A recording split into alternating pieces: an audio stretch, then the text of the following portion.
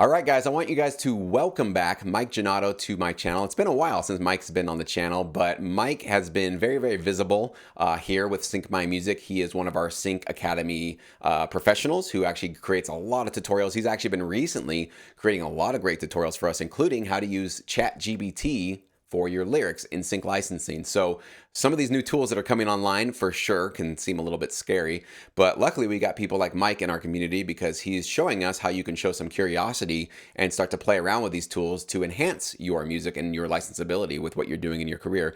And Mike will also be joining us for the upcoming Sync Up event, which is going to be June 3rd and 4th near the LAX airport in Los Angeles. If you are not aware, it definitely is an in-person event, but it's also virtually accessible.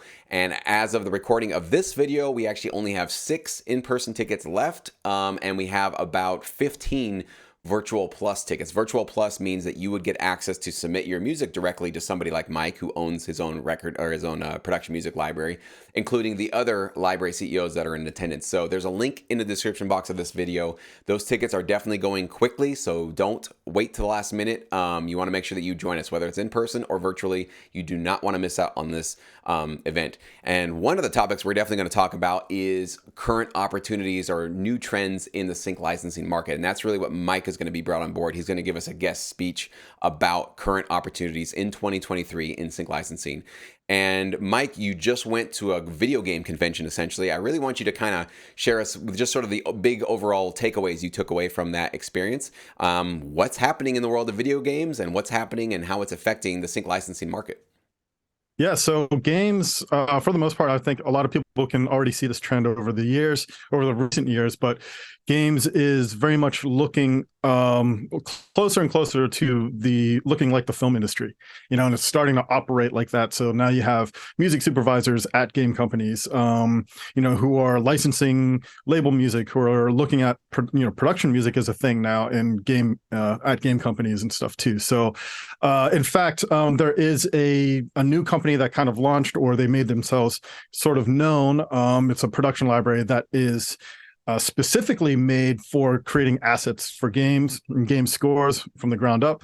It's something that we can go in depth more into, but yeah, seeing that, it just shows that there's a lot more opportunity now for composers to get into games in the same way that we've gotten into TV and film. It's starting to operate much in the same way and starting to cross over. Yeah, and I need to really get more curious about that side of the business because I think video games have been doing this just slow and steady march from sort of the gamer community to everybody, right? And I think as you see, I mean, I just saw one of the recent releases from one of the graphic engines. I don't remember which one it was, but it was like, it's blowing my mind how quickly it's advancing, how realistic it's looking. And all you got to do is combine that technology with VR glasses. And now we're all inside of our own dream worlds, right? And we can create whatever realities we want to. We can have our own adventures. We can be the star of our own superhero movies. The possibilities are endless. And I think that is just an amazing opportunity for us who create music assets and create licensable stuff and usable music. So I'm really glad that you're a part of our community and you're definitely going to be sharing that with us at Sync Up because that's going to be a much more influential part of our world moving forward. I can definitely see video games sort of just crowding out the film industry altogether. Watching a movie is already kind of tough these days. I find myself really getting bored, wanting to go to my phone, wanting to do something else. To keep me engaged in a movie, it's really, really tricky these days. So I think you're very smart to kind of get your finger on the pulse of what's happening in the video game world. I want you to maybe walk us through what are some of the changes you've seen, because I know you've put together some tutorials for us about video game music. What are some of the changes maybe you've seen like in the last 2 or 3 years in the video game industry in terms of how we music producers fit into that world? Yeah, so I mean, first off, the number of productions have exploded. So there's, the tools out there make it a little bit easier and more accessible for a lot of different people on, indie hobbyists to like indie and small companies, all the way up to like the AAA, really big size companies to be making a lot of products and games and stuff, of all kinds, story driven and whatever. So a lot of those are going to require all kinds of music. And there's a lot of different, all the things that we think about when we're creating music for TV and stuff like that, the way things build, the way that we structure things for to support picture, it all applies for games. Now, there's a little bit of other things that to think about, especially if a game wants to, because it's an interactive medium. So a lot of things now, like the coolest soundtracks are the ones that dynamically react to what the player does too. So that's another sort of wrinkle of how to write for games, how to write production music for games, and that's all stuff that's being talked about right now, that's trying to be figured out. It is a bit of the Wild West, especially when it comes to some of the business side with music for games and stuff too. There's other platforms that are getting involved as well, where you come, starting to cross over into, you're going to get this intersection of like film and streaming and games. And, so what does that all mean as far as royalties? Are there royalties? There hasn't been in games traditionally, but is there going to start to be? These are all conversations that are happening now. And yeah, so as you said, the game industry is growing so much that it's sort of becoming on par with film and TV as regular entertainment, when it may overcome all of that. And just entertainment, it's just game industry is not just going to be game. That's just what entertainment is going to be. That's just media. So, right. I can almost see it being rebranded as experience, right? Yeah. It's not games anymore. It's not a movie. It's an experience you're going to pay for, right? And it Yeah, might be exactly. a virtual experience, of course, but it'll definitely have elements that are customizable for you and allow you to really get the most, impact from that experience. So I think, yeah, we are basically almost forming a whole new world of, if we can call it entertainment for sure, but it's going to be deeper than just entertainment. It's deeper than just looking at a screen and going, aha, that's funny. You're going to feel emotions from it, right? You're going to feel, maybe you'll have a haptic suit on. You're actually going to feel real things from it or whatever. Maybe they'll have like a scent recreator. So you're going to smell things from the experience, all that kind of crazy stuff that's going to be happening. One thing I've noticed about you, Mike, over the years I've known you is you never sit still. You never stand still. Your business from the very beginning has constantly reinvented itself. You've constantly been, I remember it was like a year or two ago, you were basically kind of repurposing a part of your catalog. Recently now, with all the opportunities you're putting in Sync Academy, you're ramping up a lot of production music that you have in your catalog. So why all the change? Why, what is basically, what's going on in your mind that you're realizing that like you cannot be doing the same thing you did in 2016 to keep relevant? What I really want to talk about the mindset of, because it can be overwhelming, right? There's so much happening. It's so much change so fast. So how do you not get overwhelmed and just want to throw in the towel to be like, you know what, I can't keep up with all this new crap coming out. I'm just done. So what keeps you healthy, like mentally, with all this stuff happening? Yeah, I mean, well, first off, it's exciting. It's the way I see it is music is something that's kind of unique in the sense of it's an art form that can be utilized and paired with a lot of other types of media and art forms. So, and it's needed. Music to me is sort of it's a device or it's a tool which allows for an emotion to really come through in storytelling. It's kind of like the heart of the story.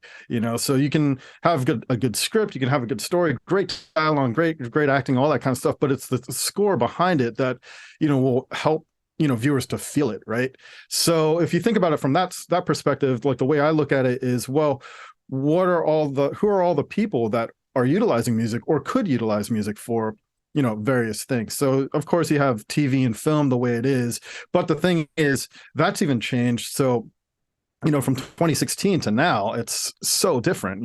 Back in 2016, what you had, like, Netflix really was just like the major streamer. Now everything is streaming, and there's so many more productions, so many more shows happening all at once right now. So even that has evolved, and then you have so many more, like, content creation is now a bigger thing. Advertisers are seeing content creators as a way to promote their products and sell their products and brands, more so than necessarily regular TV commercials, right? So, and it's going to just keep growing. So these new technologies that emerge, new avenues and stuff like that, they're happening really fast. And for me, I just look at it as like, okay, well, these are people that need music, and there are opportunities to, sometimes with older media, film and TV, sometimes you can have a lot of people working there for a long time, kind of getting stuck into like, okay, well, this is the kind of music and the style of music that works. This is the style of shows that work, that kind of thing. So as things sort of expand and you have different types of, like I said, content creation to motion graphics artists and animators are putting out more stuff now. Web3 is happening, so these are all opportunities for different kinds of music, different ways of thinking about music, how it's going to be utilized with, in pairing with all of these new medias. Awesome. Yeah, that's a great way. Just the excitement. Yeah, to try to make sure you do emphasize that, because there obviously is that fear of the unknown, which of course AI now is giving all of us. But I'm noticing people that are kind of working their way through that fear and kind of just still holding on to some curiosity and going and playing with these tools and realizing, wait, my job is a lot easier now. This is really cool. I can get a lot more done. And I think one consideration I had heard recently on a video about it was, the fear, of course, is that AI just replaces us all. Once coders can be replaced by a chat bot, basically whatever the percentage of the workforce is just done. And it might actually been it probably was the founder of OpenAI talking about this. He says he believes, and I think I believe him, that your demand for code will just keep exponentially increasing. I don't think we'll go, well, all right, we got our website, so we don't need to build anything else. I think now that we can build websites and apps within an afternoon, or if not a couple of minutes, we now have a whole new world of like, what else can we build, right? What other kind of things can we build with a computer code, and what other kind of apps or processes or data manipulation things can we do? And that's the exciting part, because we're just sort of at this frontier of what the world's going to look like with these tools at our disposal. I want to also ask you, one very important question. I should have started our interview with it, but whatever, we're going to get into it. Have you, with your company, Reverse Play Music, ever accepted unsolicited music? So basically a cold email from somebody you've never met before. Have you ever accepted that into your catalog? No, we haven't. So we work a little bit differently than a lot of regular production catalogs, in that we do more bespoke work for clients, and we also we're just much more hands-on as far as curating music that comes our way. So a lot of times what we do is we find other artists, we find other opportunities. Like Sync Academy is a way for us to find new composers and new talent and stuff like that. So we reach out to that because we're looking more for a certain fit, and we come at it from like almost Reverse Play is a production company, almost like an artist themselves, so we craft the music in tandem, in partnership with our composers a lot of time as well. So it's not a matter of like, okay, send us a bunch of stuff and we'll sign whatever we want. We just don't operate that way. So gotcha. Good to know. All right, cool. So the last question I want to finish up with is, when you, in the last year or maybe 3 years, what trends in terms of the types of music that is being requested from your clients have you noticed? One thing that I've been hearing from many library owners is vocals are just starting to pop up a lot more in the requests. Are you seeing that? And if you're seeing that, what sort of projects or clients are looking for that? And then are there any other types of, new types of music or sort of specific trendy things that are happening right now that you feel would make your company more relevant to have more of that music? Yeah, so absolutely vocals is a big thing.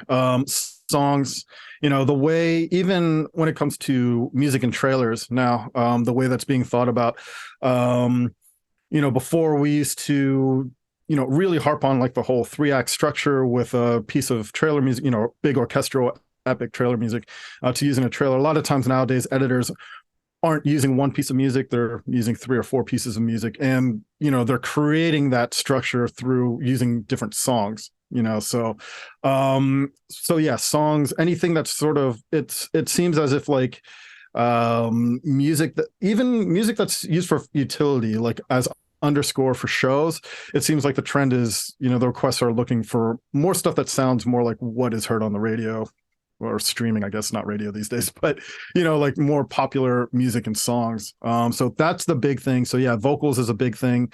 As far as genres and styles, to me, I've been finding there's a lot of like throwback kind of stuff. So there's been requests for stuff in the 70s, even all the way to like the 50s, almost like jazz, Broadway kind of stuff, which is, it's not as much. I wouldn't necessarily say like, okay, let's go out and start creating a bunch of albums like that. It's not there yet, but there have been some odd requests looking for that kind of stuff.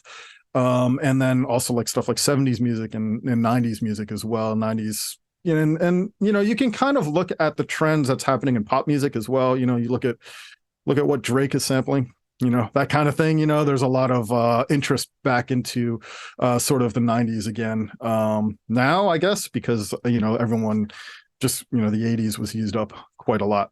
So that's one thing. And then I think another thing that we do sometimes is not just what our clients are looking for, but like I don't know, our clients tend to ask us for things that they can't necessarily find in some of the bigger libraries, So that's why we tend to do a lot more stuff bespoke, but that's what we've been seeing. So, um, trends that have happened in the past couple of years are almost, so many people have already done them, so I think the new things that are coming up is like you have to try to find, okay, well, what's happening in pop music, and then also like what's coming. You have to try to anticipate that, and it can be a little bit tricky, but I think what I've seen is it's a lot of like throwback sort of influences, 90s, 70s music, that kind of thing too. So cool. So yeah, the sort of nostalgic kind of appeal to simpler times yeah. is certainly going to be higher in demand as the world goes into like hyper overdrive with all this tech revolution stuff. So yeah. well, that's good to know, man. Really cool. And I'm always curious. You can tell, you can see just trailer music in general has gone from this just fairly intense place to this just like it's ungodly amount of intensity that's going on in trailer music now, and it's like crank it up higher, higher, more drums, more impact. And I wonder at some point where we reach a max on that and we kind of start reversing and going into more simplistic and elegant and minimal music for trailers and that kind of thing. I don't know. Maybe some obviously will be using for that, but it just seems like that. Go ahead.